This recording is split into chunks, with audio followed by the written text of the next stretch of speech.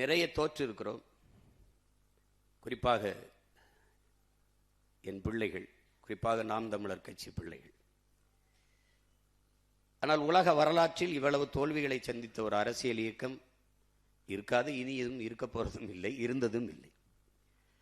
ஆனால் அந்த இயக்கம் கலைந்து போய்விடும், காணாமல் போய்விடும், சிதைந்து போய்விடும். ஒற்றை தோல்விக்கே ஓடி நொறுங்கி போனது கட்சிகள், பல கட்சிகள்.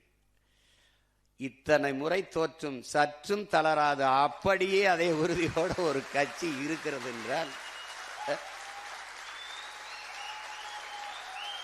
அதே புத்தளிச்சியோடு எத்தனை இடைத்தேர்தல் வந்தாலும் அத்தனையும் எமக்கான களமாக கருதி மறுபடியும் மறுபடியும் களத்திலே பாய்.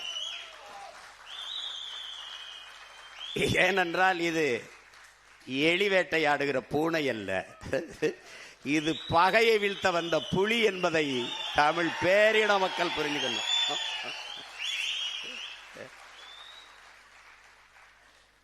நாங்கெல்லாம் ரொம்ப சின்ன வயசுல வந்தோம். தமிழ்நாட்டு அரசியலே ரொம்ப சின்ன வயசுல வந்து கட்சி ஆரம்பிச்சோம் நான் தான். ஆனா 16 வருஷமா போராடிட்டு இருக்கேன். ஒரு கேடு என்னன்னா, நம்ம சொல்றத எடுத்து சொல்றதுக்கு யாருக்கும் மனசு இல்லை. நம்ம வளரக்கூடாதுன்னு நினைக்கிறாங்க. எதற்காக நாங்கள் வெல்லக்கூடாது என்று நீங்கள் நினைக்கிறீர்களோ அதற்காகத்தான் நாங்கள் வென்றே தீர வேண்டும் என்று போராடுவோம். ஏன் நான் வெல்லக்கூடாது என்று நீர் நினைக்கிறீரோ அதற்காகவே நான் வென்றே தீர வேண்டும் என்று களத்திலே நிற்கிறேன். இப்பவும் சொல்லுவேன், எப்பவும் சொல்லுவேன், நீ ஜஸ்ட் டிலே. என்னுடைய வெற்றி சற்று தள்ளி போடலாம், ஆனால் தடுத்து விட முடியாது. என் கனவு பெரிது. இந்நேரம் அந்த ஒரு மாதம் என்னுடைய கையில் ஆட்சி இருந்ததுன்னா ஒரு பய தூங்கி இருக்க முடியாது. என்னென்னவோ நடக்குது என் நாட்டில் இருப்பான். பொம்பளை பிள்ளைய வன்புணர்வு செய்து 10 வயசு பிள்ளைய கொண்டு விட்டான்னா அவங்க அம்மா குடிச்சிருந்தாங்க. டேய், யாரா நீங்கெல்லாம்? அம்மா குடிச்சிருந்தா பிள்ளைய கடத்திட்டு போய் வன்புணர்வு செய்து கொலை செய்யணும்னு சட்டம் இருக்காடா? டேய், அவளே குடிச்சிருந்தாலும் தொடக்கூடாதுடா, அவளே குடிச்சிருந்தாலும் தொடக்கூடாது. சரிடா, என் தாயை குடிக்கிற நிலையில் தள்ளியவன். அதான்டா கேள்விங்க. எந்த தவறையும் சரி செய்யறது என்ன? இப்படி அவர் செய்யலையா, இவர் செய்யலையா? இருக்குடா, அவங்களுக்கு இருக்கு.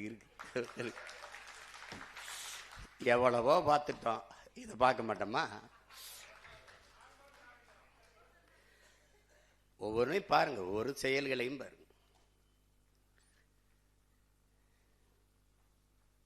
ஒருத்தர் நான் என்ன கேட்கிறேன், இந்த காங்கிரஸ் பெருமக்கள்கிட்ட, நீங்க எல்லாம் சோத்துல உப்பு போட்டு சாப்பிடுறீங்களா?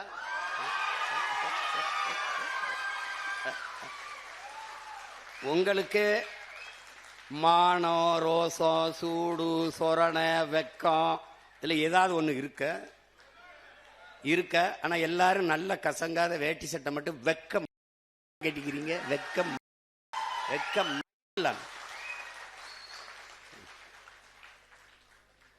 எதுக்கு?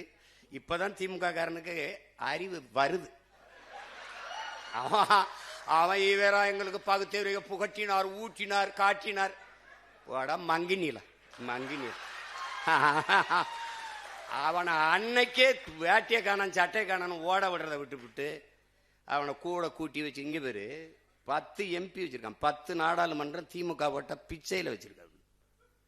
இப்ப உண்மையில ரிசைன் பண்ற, ரிசைன் இட், விலகி இடைத்தேர்தலை சந்திச்சு டிவிக்கோட போய் டிவிக்கு போட போய் நின்று வாடா வா, வென்று வாடா, நீ போடா. கூட்டணி பெரிய கூட்டணி இல்ல, ஆட்சி அதிகாரத்தில் இருக்க நீ அவனோட கூட்டணி வச்சு இடைத்தேர்தல் செஞ்சோன்னா 3 ஆண்டு இருக்கு. ரிசைன் பண்ண உடனே இந்த இடைத்தேர்தல் வச்சு நின்று வா, வென்று வா, நீ பாப்ப. திமுக தயவுல இந்த தேர்தலில் ஒரு மாநிலங்களவை உறுப்பினர் சீட்டு, அவன் யாருன்னே தெரியல, வேறு வாய்க்குன்னு இல்லை. இந்த காங்கிரஸை ஏன் கொள்ளணும்? ஏன் இந்த இடத்துல எங்க மாமா திருநாவுக்கரசுக்கோ இல்ல ஐயா தங்கப்பால் மாதிரி மூத்த தலைவருக்கோ எங்க மாமா திருநாவுக்கரசுக்கு அந்த இடத்த கொடுக்க கூடாதா? அந்த மாநிலங்களவை உறுப்பினரா பேரை இன்னைக்கு வரைக்கும் எனக்கு ஞாபகத்தில். காலையில கூட கேட்டேன் எங்க அண்ணன்ட்ட, அண்ணன் அது யாருன்னு. ஏதோ சொன்னார், தஸ்கோவிஸ்கி மாதிரி ஏதோ ஒன்று சொன்னார்ல. அவர் நாக்பூர்ல வேலை செய்யறாரு, நாகாலாந்துல நல்லா வேலை செய்யறாரு. என் ஊருக்கு என்ன வேலை செய்யுது? இந்த திமுகவால தேர்வு செய்யப்பட்டு போன நாடாளுமன்ற உறுப்பினர்கள் என் நிலத்திற்கு, என் மண்ணுக்கு, என் மக்களுக்காக பேசிய ஒரு வார்த்தை விடு. இந்த மாநிலங்களவை உறுப்பினராக சென்றவர் என் மண்ணுக்கு மக்களுக்குமாக என்ன பேசுவர்? இப்போது இந்த டிவிகே ஆட்சி இவர்களால் தேர்வு செய்யப்பட்டு இன்னைக்கு போயிருக்காரு ஒருவர் மாநிலங்களவை உறுப்பினர். இவர் மீதி இருக்கிற 2 ஆண்டுகளில் என்ன பேசுவார்? வாக்கு என்னது, என் மக்கள் இது எப்படி இருக்கு? இங்க பாருங்க, இந்த டிவிகேக்கு காங்கிரஸ் ஓட்டு இல்லை. இந்த காங்கிரஸ் வெல்வதற்கு டிவிகே ஓட்டு இல்லை. ஆனா தேர்தலுக்கு அப்புறம் 2 நல்ல ஓட்டு. எப்படி? 5 உறுப்பினர் வச்சா 2 அமைச்சர் வச்சிருக்கான். அதுல ஒரு மாநிலங்களவை வாங்கிட்டு போறார். இந்த மாநிலங்களவை உறுப்பினர் திமுக வீட்டில் தட்டேந்து ஒரு சீட்டு, இந்த டிவிகே வீட்டில் தட்டேந்து, வீடு வீடுக்கு கையேந்தி பிச்சை எடுக்கிறது, இந்த வீடு கட்சிக்கு கட்சி தட்டேந்து இந்த சீட்டு வாங்குறதுக்கு வித்தியாசம் என்ன இருக்கு உனக்கு? நீ எதுக்கு இது ஒரு கட்சின்னு வச்சுக்கிட்டு பேசிட்டு இருக்க? நீ எதுக்கு ஒரு கட்சின்னு வச்சு பேசிட்டு இருக்க? நீ இது ஒரு கட்சி.